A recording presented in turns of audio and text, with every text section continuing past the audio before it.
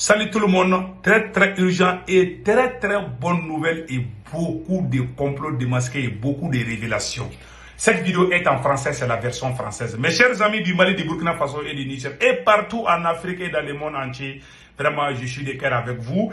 Aujourd'hui, jeudi 7 décembre 2023, la première nouvelle qu'on vous annonce aujourd'hui est l'élimination par la puissance de feu de l'armée malienne d'un terroriste de Daesh.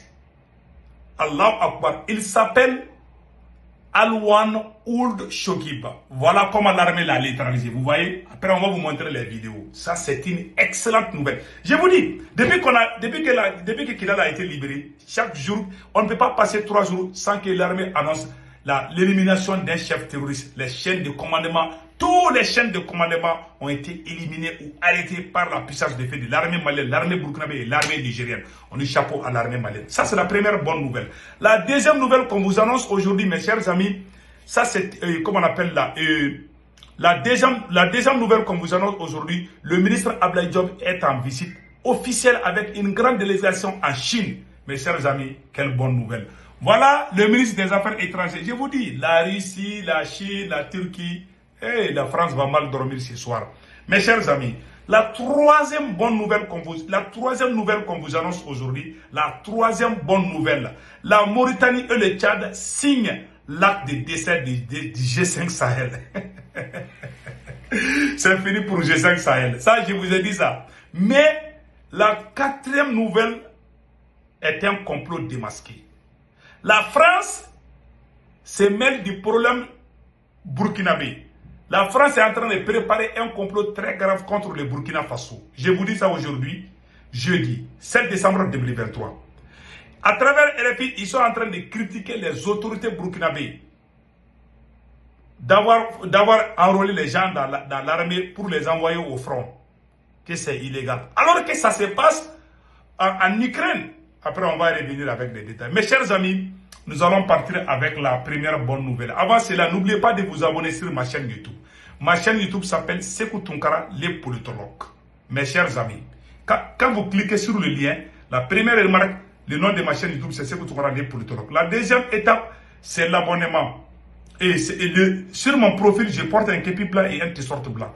La troisième étape, c'est l'abonnement. L'abonnement, c'est fait comment? À votre droite, c'est écrit en noir. Subscribe, en anglais c'est subscribe. Vous cliquez sur ça, vous êtes déjà abonné. Ou s'abonner, ça dépend des téléphones. Sur certains téléphones, c'est rouge.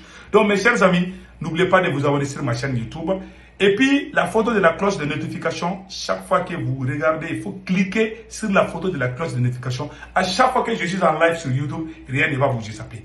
N'oubliez pas aussi que sur ma chaîne YouTube, je fais des vidéos en français et en Bambara Djoula. Donc mes chers amis, nous sommes ensemble jusqu'à la victoire finale. Et la première bonne nouvelle qu'on vous annonce aujourd'hui, mes chers amis, ça c'est l'élimination d'un terroriste de Daesh. Un élément clé, celui qui recrutait les combattants étrangers pour Daesh pour venir brûler nos villages. Toute une famille entière, je vais vous citer le nom, c'est juste incroyable mes chers amis. Voilà la photo de l'élimination des terroristes. Ça c'est le bombardement de la force armée malienne. Voilà. Maintenant, je vais vous lire Menaka. Les forces armées maliennes ont éliminé un élément important de Daesh, des terroristes Daesh. Alwan Ould Shokib, cadre important de l'organisation terroriste Daesh, lors d'une frappe aérienne des forces armées maliennes.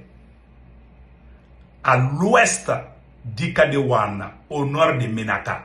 Il est le frère aîné d'une fratrie dont Issouf Ould Shokib, alias Aboul Bara, Kardi El, Abdul Wahad Ould Shokib, principal relais avec les populations sous domination de Daesh, ainsi que Dadi Ould Shakib, alias Abou Dardar, cette fratrie de terroristes originaire de la localité d'Inaraban, au sud-ouest de Menaka, est le point focal par lequel tous les terroristes étrangers, ils sont là, ils sont à la tête pesante de cette organisation mafieuse et sont à cet effet les planificateurs de toutes les attaques contre les militaires maliens, burkinabés et nigériens, et y compris les populations civiles.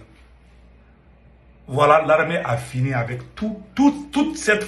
C'est-à-dire que c'est une famille entière, des frères, des grands frères, des petits frères. Vous voyez comment j'ai cité les noms?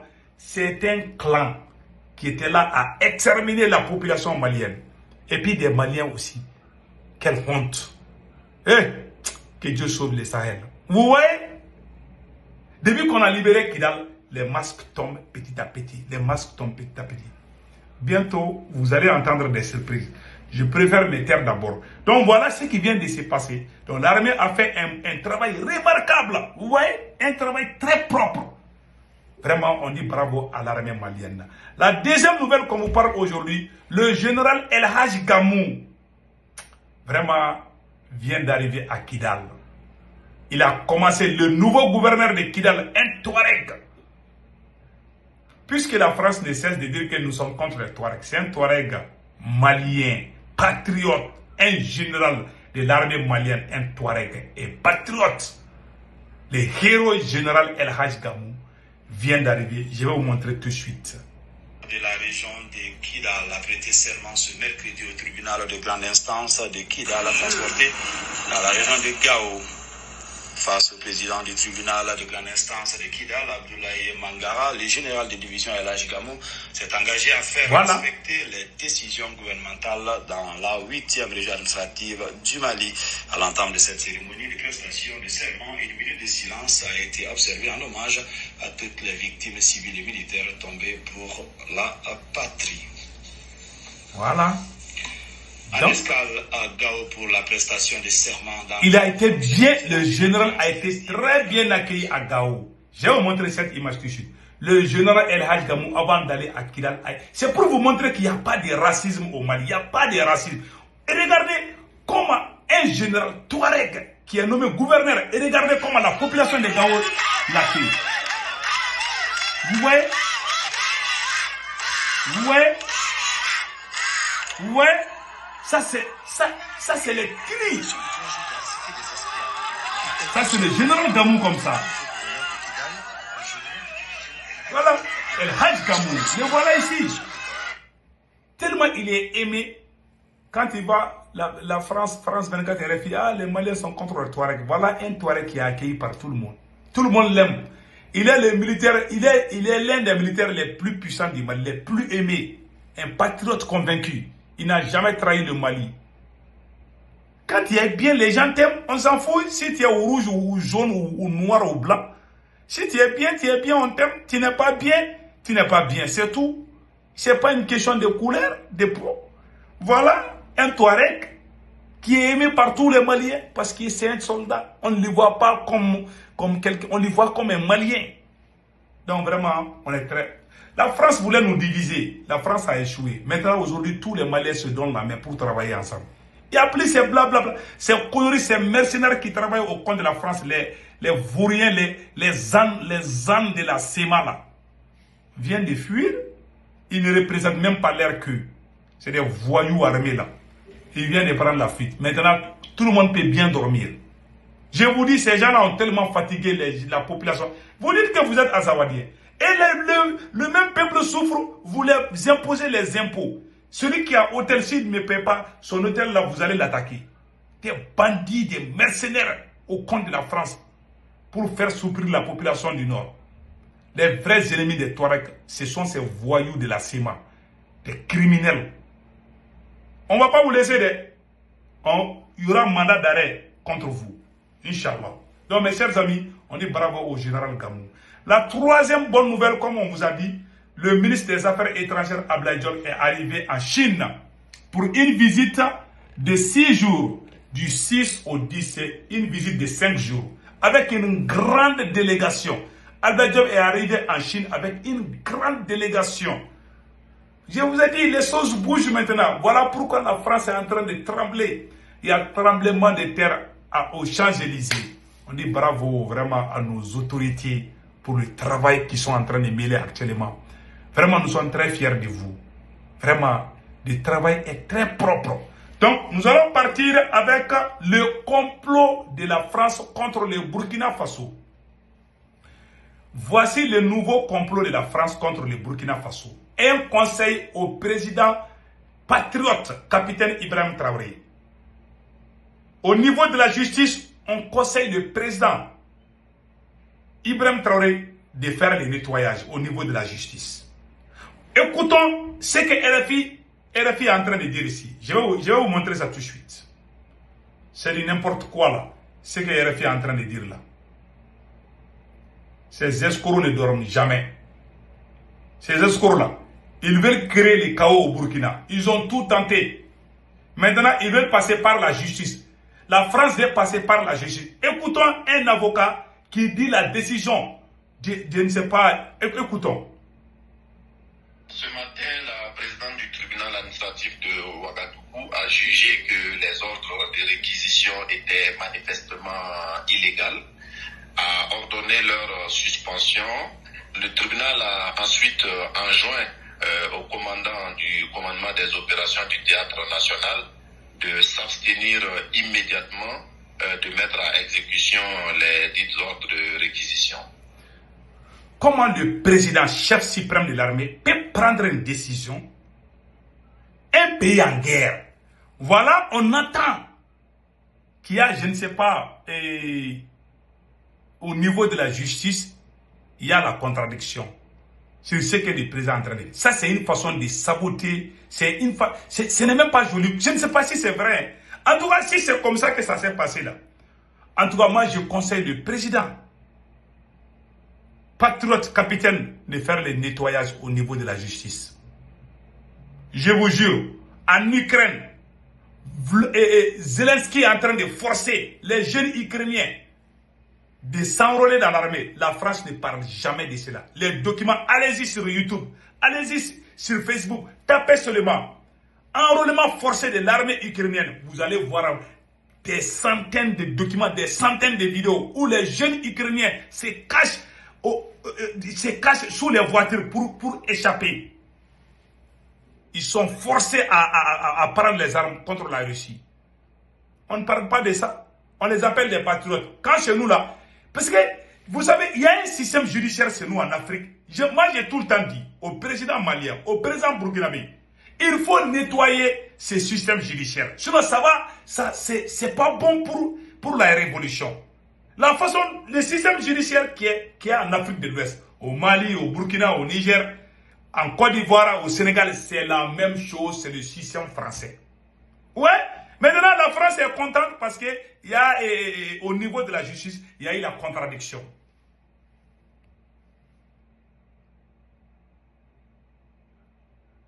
Il y a ce qu'on appelle les raisons d'État. Contredire un président en pleine guerre n'est même pas bon pour un pays. Vous savez, la France, beaucoup de nos magistrats ont étudié en France, ils croient à ce qui est écrit, ils croient ça plus, ils croient à ça plus que même le Coran ou la Bible, je vous jure.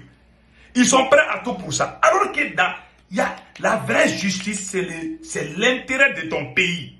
Ça, c'est la justice.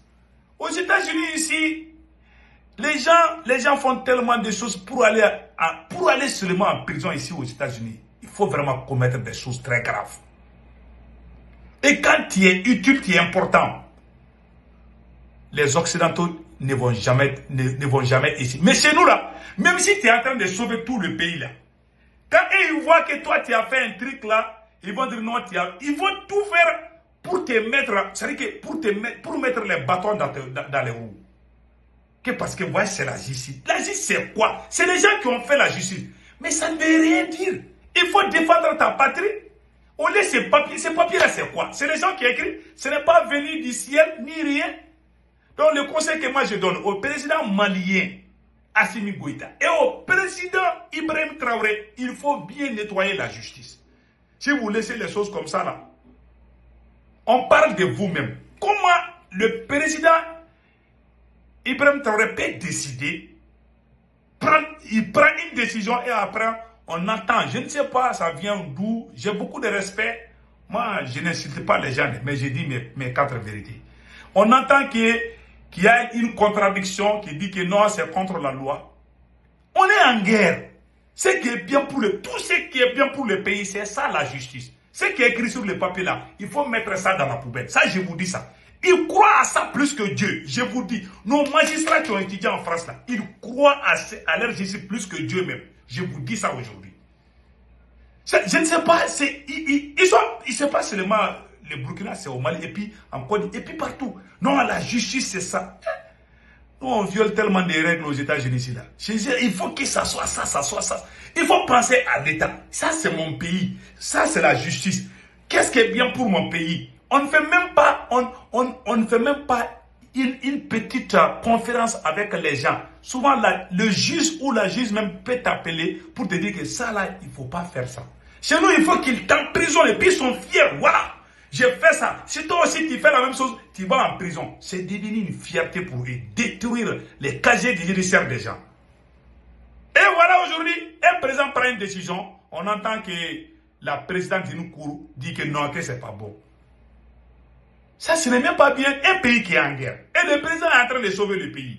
Voilà, même s'il y a des choses comme ça, on peut régler ça en cachette, pas publiquement. Donc voilà ce que moi j'ai à dire. Vraiment, n'oubliez pas de vous abonner sur ma chaîne YouTube.